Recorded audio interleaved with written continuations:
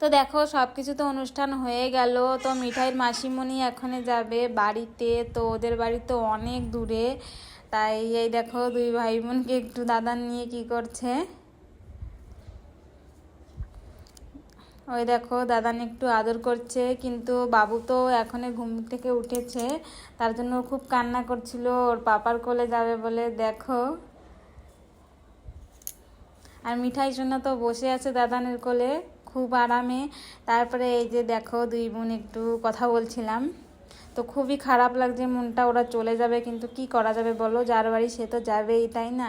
তো সব দিন তো সবাই একসাথে থাকে না, তো সবাই একসাথে হয়েছিলাম, খুব মজা মানে হয়েছিল আমাদের, খুব ভালো লাগছিলো এই কয়দিন।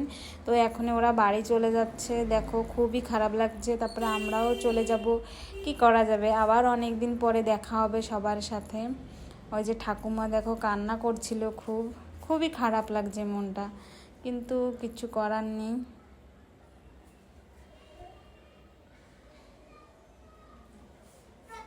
তারপরে এই যে চলে যাচ্ছে দেখো।